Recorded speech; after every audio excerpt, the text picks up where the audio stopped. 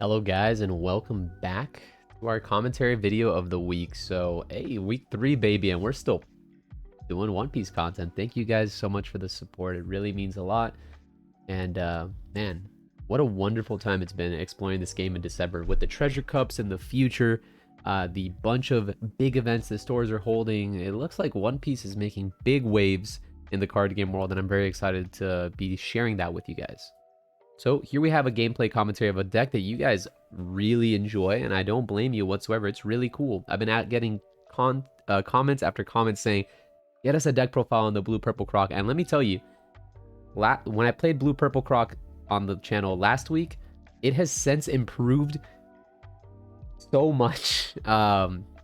We have some really big minds working on this deck in the back. As you guys saw the tier list video, if you've seen it, myself and Andrew Duval, if you don't know who he is, he's the world champion of Dragon Ball Z. He's won nationals for Dragon Ball Super 2 years in a row. The guy is a brilliant mind when it comes to card games. And him, alongside myself, we both were saying that Blue Purple Crocodile, Burple, Peanut Butter Jelly, whatever you want to call it, was our pet deck. It's very interesting. It seems like the very strong control deck of the format. And everyone asked me in that video, how does it do versus aggro? Like, sure, it beat purple, but how does it do versus aggro? And let me tell you guys, after losing to it multiple times, this was from an event that happened last week at PBG, 40-man tournament. This was the final round of Swiss. Both of us are undefeated at this point in time, and I just get destroyed by him. I'm playing Zoro on the right, and I want to show my friend Jonathan, no stranger to the channel, just destroying me again on one of my videos. And let's see how it goes. So let's play it from here. Moving pretty fast. It's actually a pretty quick game, so I think I end up going on the play, which is exactly what I want. I go and I take a mulligan here because I see the Burple, and I know I got to be fast. I know I have to. There are very specific cards that I want in this matchup. Now, this is the first time I'm playing it from the opposite side, so I don't play this game as optimally. Unfortunately, my phone died later on in the tournament when we went to play top 8, and we played again in top 8, and I feel as though I played a lot better, and I still got clobbered. It was a best 2 out of 3, and he still clobbered me. So I go first. I do open the Nami. Thank God for mulligans. And then I'm looking at my cards here, and I grab a Sanji. Now, the reason I grab Sanji is because I know that it's one of the cards that's going to be crucial in this matchup. The thing about this Crocodile is that he plays the one for asserting dominance here. Is that he shouldn't be attacking me too much, right? He's going to be clearing my board, controlling me, and I need something to give me more draw. So the Sanji is super important. I go ahead and I 6 him in the face. He pumps a 2k, and I play the Sanji. Now, this Sanji is going to have to get me some value, right? It's going to have to get me draws from security or from life, and then push forward. He goes 5, and I will take the aggressive draw here. He teaches my Sanji, which is a new addition to the deck. Each adding a lot of good early game board control. And now I got to think about what I want to do here. I don't know if I can replay the Sanji. I feel like that's too slow, and I do need to get some tempo. I go 6 to the face again. He drops double 1k. I drop my leader Luffy, and then I go 1 for a chopper, and I pass. Sorry, not leader, winner Luffy. 8k swing off the Zoro pump. He goes 5 to the face again, meaning he is going to go ahead and pitch. Should be a full turn here. He goes Jack. We find out that this is kind of like a mistake here. He didn't attack. I think like he did like a signal that showed to me that he was attacking. We've kind of figured it out. I sent a free 1k to the trash by mistake. And we catch that pretty quickly. There was like a weird denotation on his hands. I thought he swung with 5, and then he ended up swinging with 6. But whatever. It gets fixed. So I pitch the Otama. I keep the Law. And Law's a pretty solid card because he has a 5k base. Obviously, if I combo it off with something, it gets even better. But yeah, I'm talking about like what I thought had happened that turn, but obviously here we are. So he leaves 2 Dawn up, goes back to my turn. I'm at 7 Dawn, and I kind of have to like think about what I want to do here. My hand isn't looking great, but I feel like I have to keep up pressure. I still haven't landed a single point of damage into him. By keeping up 2 Dawn, having 1 on Crocodile, I go 5. Now 5 baits out a 1k. He has 2 cards in hand here. I go ahead and put 1 on the Luffy. Now this is 8. I should have put 1 more, just make it a 9, so he has to force to take, but by going 8, he goes here, I go 7. I finally get a point of damage in, but if I would have been able to put 1 more point of damage on the Luffy, I wouldn't have been able to play the Rush Luffy. Either way, my opponent goes all the way up to 4 cards in hand at this point in time, and he has a Baroque Work. That card is really, really solid at adding some cycle to the deck. I do have a couple cards in hand here. He goes 4 at 5, and this is a mistake on my end. I forgot that it just maintains the value, so that's a big mistake on me. First time I actually summoned that card in a while, because I only have 1, but that's a mistake on my end. That card should have lived there. Maybe that makes a difference, but I don't think that would necessarily win me the game, but maybe it would. And here comes Miss All Sunday, one of the most unbelievably unbalanced cards in the game. When this card is knocked out at an event, if your leader is a Baroque War character, add an event from your trash to your hand. Now, that is any event. Not a Baroque event, not a blue-only event, an event. So it just recycles Blast Breath, and you're just pain and suffering. So I go ahead and make sure that this Luffy becomes unblockable, go 9k to the face. 9k is a really good number as he goes for the Love Mellow, and then he has to add an additional card here. Really solid. And goes and adds the Teach. So now he's double drawing off the Love as well as his card. I go ahead and I pistol the Jag because Jag is just really oppressive in this matchup. I still have 2 Dawn available. I kind of want to make the Nami turn sideways, but it's a little bit tough. I do have the Brook available, which maybe the Brook wasn't bad. I go Brook. But I want to go ahead and I'm like, well, this is a solid turn to put Sanji down to get me some additional value. There's something to be said about going Brook, putting it on the Nami, and swinging with the Nami for 5. But again, it's so weird. So he kings the Sanji. He's aware of what the Sanji can do for me. And he passes turn and doesn't swing with his leader there. So God bless. We have to have him misplay a little bit. So I go 9 to the face again. This Luffy is literally my saving grace. I need to be using it as much as possible to get around the all Sundays, around the walls, around cards like that. And just maintaining 9 on him is really good because it makes him use his plethora of spells while also an additional card. So at this point in time, his hand is just basically spells, which is it. I'm unable to note it at this time. And I don't have the attackers to really push through it, especially with the Law. I go 6 at face. He goes Spada. I walk into a good Spada turn. If I had put just one more Dawn, I would have triggered a Blast Breath. But I was going to trigger it at some point. I still have a ton of Dawn to work with here, and I really don't know what to do from this point. My hand is very, very limited. I go and I place another Luffy unblockable 9 to the face, and that seems like my win condition. I finally have him down to 1. His hand isn't looking great in terms of pressure, but it has a lot of, and then he goes and clears the Chopper here, and then if he puts 1 here, I only have a 2k in hand plus a Chopper, so this Luffy dies. I do defend this Luffy with the Brook. Yeah, I need my Luffys to keep going in there. I go back to my turn, and he just maintains board state again with double King. So yeah, the King's really putting a lot of pressure on me, keeping 2 Dawn up, and then once again, I just don't have the draw because he's not going for my lead. So go ahead here, and I put enough that he has to double spell combo me in order to stop this attack. And he starts off with the Spada, 1, 2, 3, 4, 5, 6, 7, 8 on the Luffy, so that makes him a 14. So I'm doing my best here to get that final pieces of damage in. And I do make a crucial mistake. He does eat the damage here, but he is able to out-combo me. He has just so much spells in hand, so I'm going to, again, keep chipping at him. 6. That does eat the Miss All Sunday.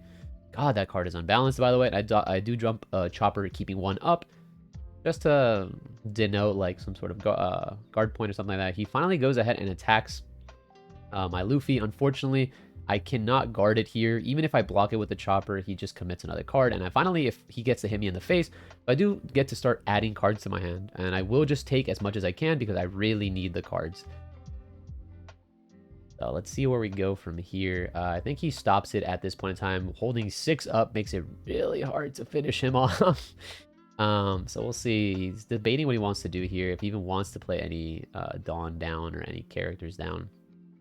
No matter what I do, it's probably going to get blocked by a Law. A tough spot. I do get a really good draw off the top. It plays a Miss All Sunday, so it kind of like deters me from attacking. And it's just really spooky here. And I make a really... It's not even a mistake. Like, I don't even really know what I could... I draw another unblockable Luffy from the top. And that card certainly is my win condition. I go 6 to the face here. He does block with a 2k counter. That's a big mistake on his end, in my opinion. And from here, here's where I make my mistake. We were talking about it after the game. I should just hard cast the Luffy here. I should just summon 5-drop Luffy and have it stand still and just pass. I'm pretty sure I can defend myself from dying. I don't know what's in his deck, so that's my biggest issue. I just don't know if he has an out for the Luffy. And at the end of it, like, I was aware that he just did not have an out for it. So if I just stand the Luffy, I put 1 on Zoro, I put everything on Luffy, and I go 16 to the face unblockable. Funnily enough, he could still combo out of it. Even if I had done that play, he would still have enough combo power to push through. And here's where I'm talking about like what I should do. I'm like weighing out my options. I think I just end up holding and just passing here, which it's just a mistake. I should have just cast the Luffy and just passed. Then I'm asking him to read the Jack once again, and I thought Jack, he chooses the card I discard, but I choose what I discard. So even if the Jack attacks me, I can go ahead and choose not to attack the Luffy, or discard the Luffy. But I think what I should have done here is just play out the Luffy. Swing in with this Nami, which is cute, but is not... Yeah, instead of playing a Nico Robin, should have just cast Luffy here. My thought process was I could put one Dawn on Nico. Nico removing the All Sunday. I go ahead and I swing with Zoro for 6.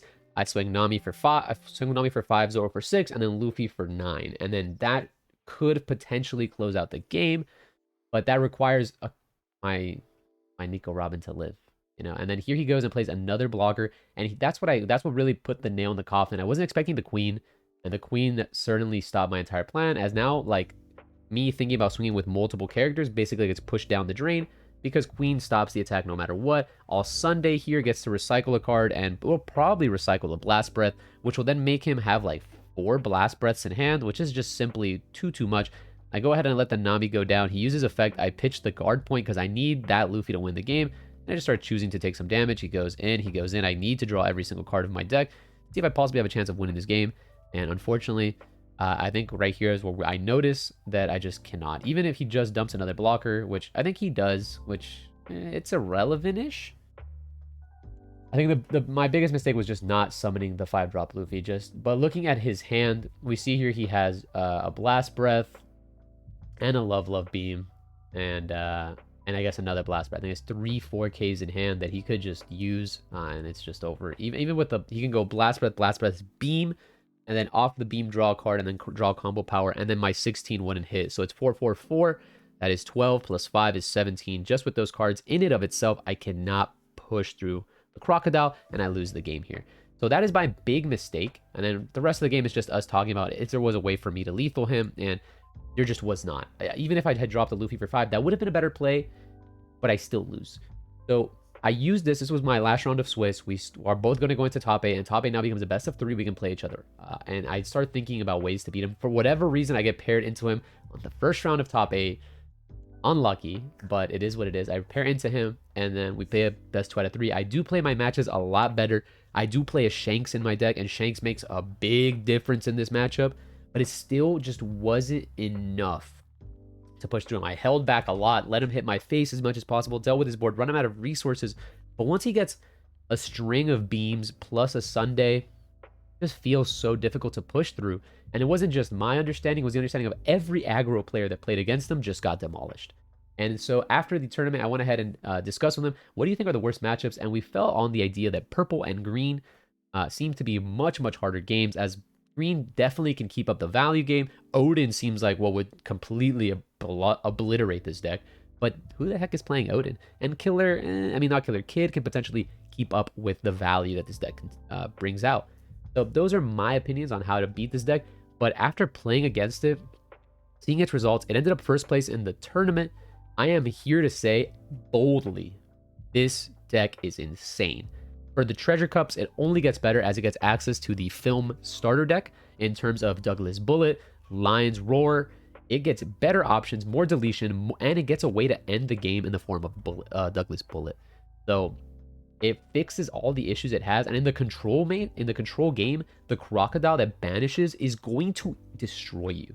The Jack will destroy your hand, the Crocodile will destroy your life, and you just end up in such a state of despair is what you feel when you play against this deck.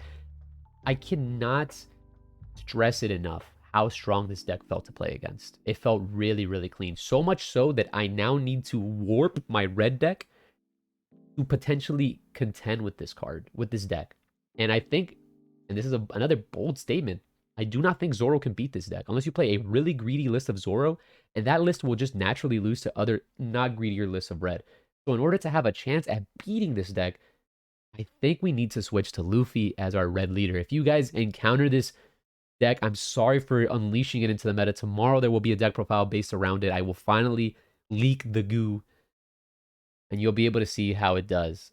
Maybe together, by pushing the deck out there, we can all figure out a way to beat it. But I feel like my answer, at least thus far, is big boys, Luffy, trying to just maintain board presence and win the game off of 5-drop, 6-drop. Luffy, and 9-drop Shanks. So that's my take for the week. Thank you guys so much for watching this video. As always, leave a comment, like it if you feel like, if you enjoyed the video, please think about subscribing. Love you guys, and I'll see you on the next one. One Piece.